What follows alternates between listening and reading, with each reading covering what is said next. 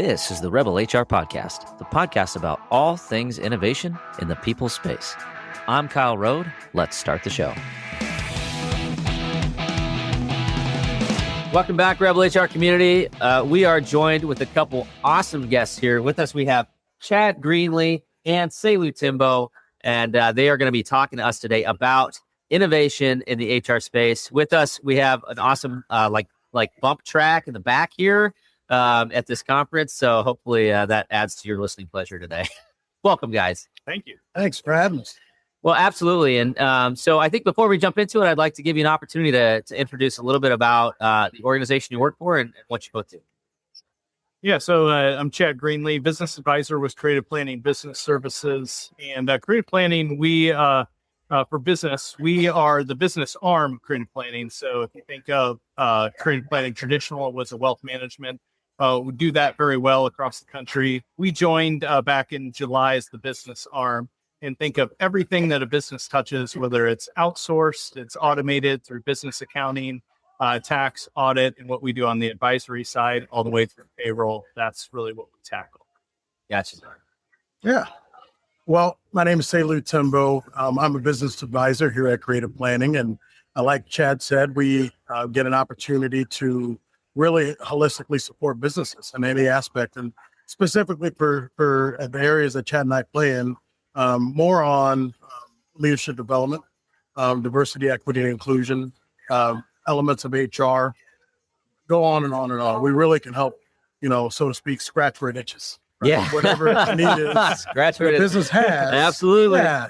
And support. And that's cool, is that we can be very customizable, knowing that it's not a one size fits all approach. It's not out of the box. We can be creatable, which makes us relatable and allows us to put our own spin on things.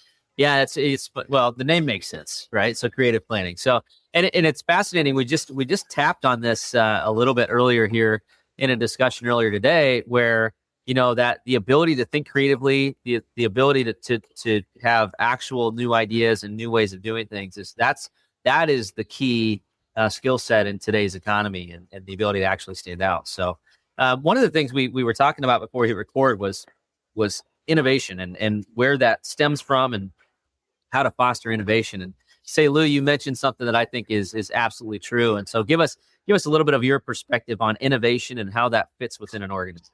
Well, I think innovation really starts with employees having a nice sense of belonging. You have to have the culture that allows that. I recently just wrote a blog, and I talked to a friend of mine who super sharp, super intelligent, moved up the chain of his company.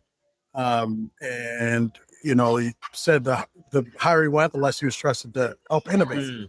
And Sure. so he lost a sense of belonging, and this basically was like, why am I here? I don't need to be here. If I'm just coming in to punch the clock, or do you want me to help you with some innovative ideas, right? And so, we talk about it a lot. It's like, who in the room has $1 million idea that they hold so close to their chest that it could be something that could propel company forward? Absolutely. But the fact that they want to hold it so close to the chest, knowing that it may not go anywhere, it's just, you have to build that level of trust that an employee's can say, hey, I belong. I want to share this idea with you. I feel like this is something that helps us forward and better serve our clients and customers so we can grow business. Absolutely. Yeah. And I think, it's interesting. And I love, I love the approach on belonging, because I feel like it's evolved from the conversations that we've had for years and years about diversity, equity, and inclusion. And now belonging is a part of that conversation. So, and I, as I talk to HR professionals out there, I think every single one of us agrees, diversity, equity, and inclusion is a great goal. But so many of them are stuck in, okay, but how do we get there? Where do we start? How do I actually even walk through this journey?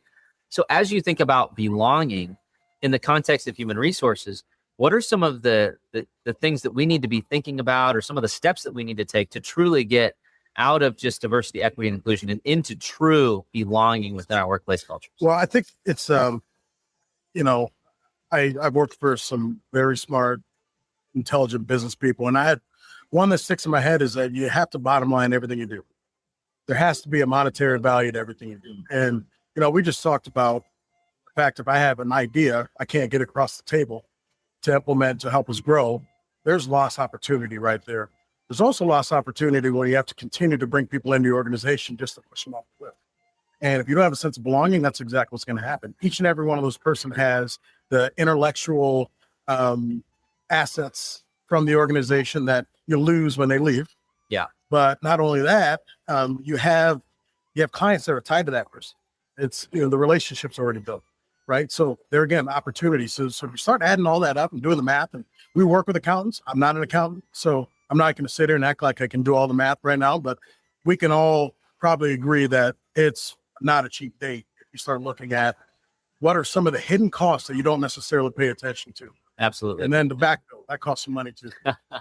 Well, I think you used the word, and this is a term that I talk with HR people about a lot that we don't think about, and that's the term of opportunity cost, right? There is a cost that's non-defined, and sometimes that's hard for people to get their head wrapped around, but it's, there is a big loss there. We just don't necessarily define it on a balance sheet like you would normally as it relates to how expensive are people. So Chad, what's your perspective on opportunity costs in organizations and how we can prevent and be aware of that? Well, it's all defined too on if, opportunity costs defined. If I'm going to do this, what is the cost of the what I am not doing? So Right. if I'm saying yes to something, what am I saying no to, as an example?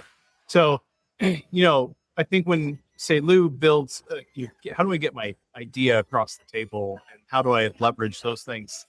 And innovation can also mean repackaging of existing ideas. We're here at a conference where we've got talented professionals. We've got a recruiting crunch. We're trying to find more talented people. And I did a workshop earlier this week where it was decided that we have all the right people in the room, but they may not be able to contribute in the way that we want them to. So what is our natural idea to do that? Well, let's go seek it elsewhere. Sure. When it may be sitting right in the people in the organization that you have, you're just not thinking about it correctly or in a way that challenges you to say, well, how do we tap into those people? How do we say, let's have you be more productive and more happy doing what you do, and have you do that more often? But first we've got to identify that. And if we can exploit that, well, then maybe some of the positions that we're hiring for, some of the expertise that we need, it lives within the people that we've already hired. We've just got to pull that out differently.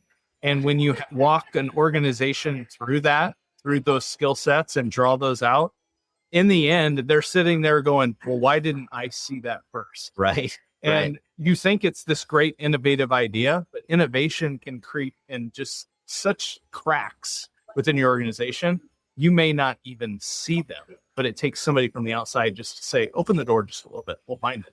Right. And again, it's being open to that diverse perspective and the point of difference, right? But, I think what's so powerful about what you shared is you look at all the research and all the data as it relates to, employee experience and happiness at work and retention and turnover. And so much of it ties around career development, feeling like the job that I do is meaningful and beneficial, feeling like I'm listened to at work, obviously making sure my boss isn't a jerk, and so there's all these data points. And so what you just described is a way to actually address that, right? So as you're thinking about, thinking a little bit differently, or as you called it, like catching the innovation that's falling through the cracks, what are some tactics or strategies that we can be thinking about in HR to do that for our organizations, or be thinking about how to help facilitate now in our organization? Everybody's got assessments, and there's a variety of assessments. All of them do one or two things really well, and a lot of assessments say, hey, we capture it all, whether you're doing DISC, you're doing PI, Strengths Finder, True Colors, what have you. The one in particular that's come over the last 3 years by Patrick Lencioni and the Table Group is the 6 types of working genius. You have 6 types where everybody gets 2 working geniuses, 2 frustrations, and 2 competencies.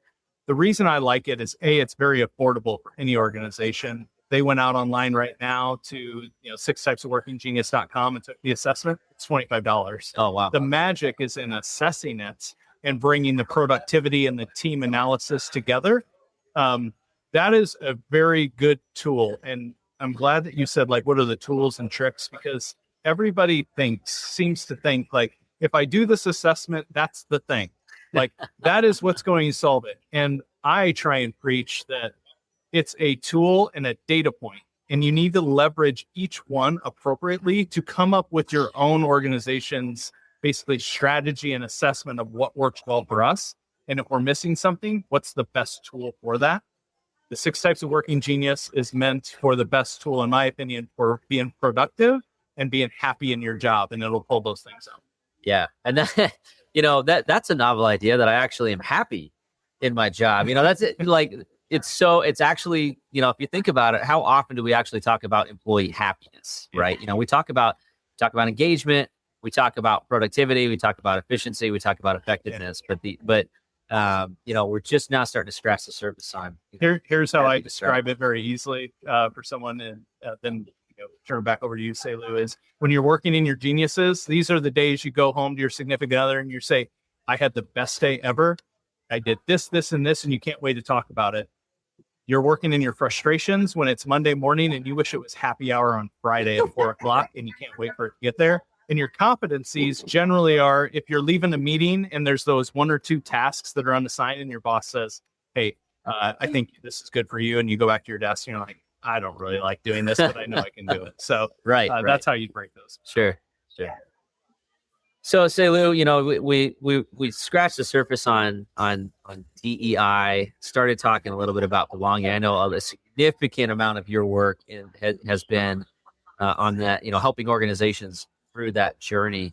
As we think about this problem statement of finding happiness and belonging at work, identifying the things that really get people excited and engaged and enthusiastic, what are some takeaways that you would give our listeners to be thinking about, honestly, about themselves and their organization in order to foster that? So this goes out to all the leaders and really anyone's a stakeholder in any organization. Food for thought, simple food for thought. You spend a third of your life at your job while you're working. And so if that means a third of it is going to dictate whether you're going to be happy or not and perpetuate in your personal life, then you have there's the word we're using, an opportunity to correct it. Maybe it's you putting yourself in a situation, or in the case of an organization, working on areas to really help your employees find that peace, whatever that is. Some of it is just having conversations and it's relationships, which COVID has made it challenging. It's been a unique thing about the COVID that we've all gone through is that, not all cooler talk in a workplace was bad. Right. And some of that's had to diminish just because of the fact we've had to isolate. And so it's really, these hybrid work environments allow for a space where employees can re-engage and connect above and beyond the work that they do. We had a thing at Bergen, now part of creative planning, called What's Your And? And really just wanted to find a way to connect us together. And so Chad's and may be, hey, I was a college golfer. Hey, I like golf. I'm not good. I like golf, but that's something we can have some dialogue and discussion about. And who knows what that's going to lead to? Maybe someday we're thinking up some innovative ideas on the golf course for our current job, which all yields itself to happiness. And I think really it's a lot of just simple things. He mentioned earlier talking about innovation is repurposing the things that have already been created. It's really that, and just taking a step back, looking and assessing instead of trying to run at 100 miles per hour like normally I always try to do.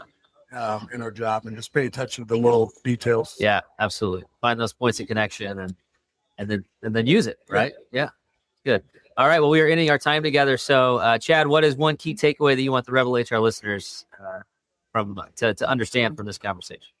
I took it from my son the other day is listen to those that are younger and more youthful you that can provide the experience. He posted his first post on LinkedIn the other day and said, don't dismiss Gen Zers because the technology that you're seeking certifications on, we've already had it for like 5 or 10 years. That's one takeaway. All right. Listen to the younger generation. Sailu, what's one takeaway for our listeners? Pay now or pay later. What I mean by that is now make the investments in now so you can succeed later, because it will cost you more dollars later to fix what you could have fixed at this time in life.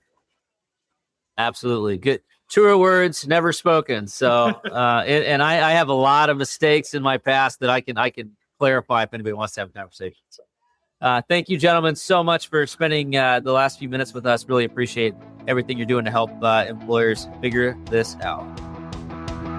All right, that does it for the Rebel HR podcast. Big thank you to our guests. Follow us on Facebook at Rebel HR Podcast, Twitter at Rebel HR Guy, or see our website at rebelhumanresources.com. The views and opinions expressed by Rebel HR Podcast are those of the authors and do not necessarily reflect the official policy or position of any of the organizations that we represent. No animals were harmed during the filming of this podcast. Baby.